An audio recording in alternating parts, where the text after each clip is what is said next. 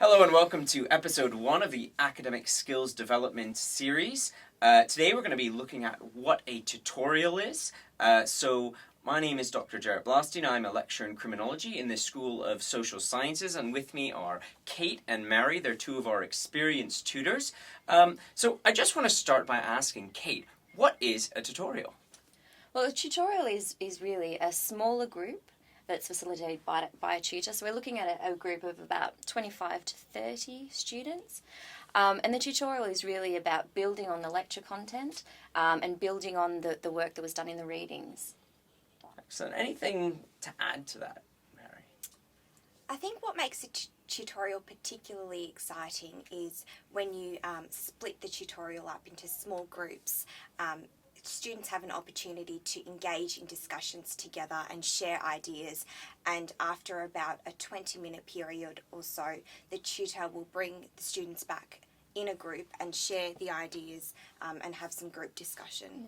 Because I think it's really about being an interactive learning environment, so really having debates and having discussions and asking questions. So it's not about the tutor regurgitating what the lecture was.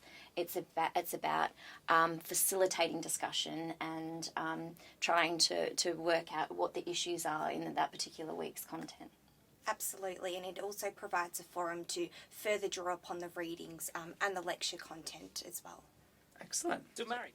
All right, Mary, Kate, tell us a little bit about your role as tutors. What is it you do? What can we expect from you? Our role as tutors is to help facilitate discussion and to ensure that students are grasping the key themes and concepts as discussed throughout the lectures and in the readings. Our role is not to necessarily give students the answer, but to help point them in the right direction to get those answers. And also tutors are very approachable. If you have got personal issues, student services are available on campus to help you. But if those personal issues are going to have implications for your academic work, your tutor should be your first point of call. And they are there to help you. So if there's going to be any issues about assessment tasks or tutorials or lectures, just come and see your tutor first. Yeah, and I think that's a really important point. Your tutor is your first point of call for any kind of academic inquiry. But before you contact them, please do check your unit guides and Moodle for any information that may have already been provided by your lecturers. Questions about when essays are to be handed in, any kind of protocols around that. Check the materials first before contacting your tutor. Right, so what do students actually need to do before attending tutorials? What do they need to do to prepare? So to get the most out of tutorial, this is so important. Attend the lectures, do the essential readings, think about any questions you have about the content, and the students will get so much more out of it. So they are essential readings for a reason. It's because it's really important to the understanding. And if you come to class with those, you'll get much more out of the tutorial. I think it's also important to write down any things that you're unsure about before class. So then when you come to class and you are engaging with your peers, you can ask each other these questions and provide an opportunity to receive different responses, which provides a very interesting perspective and also allows for some more critical understanding. And I think actually that's quite a good point about engaging with your peers. That is the point of the tutorial. It's not about the tutor just talking, it's actually about debating and questioning each other and learning about different perspectives, and that's when people get more out of it.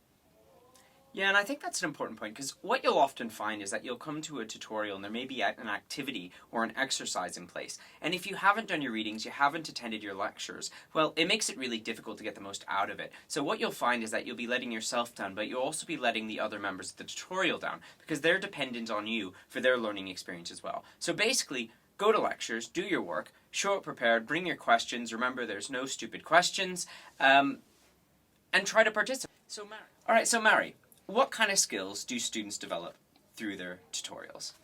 Students develop independent learning skills by attending the lectures, doing the readings, and coming prepared to the tutorial.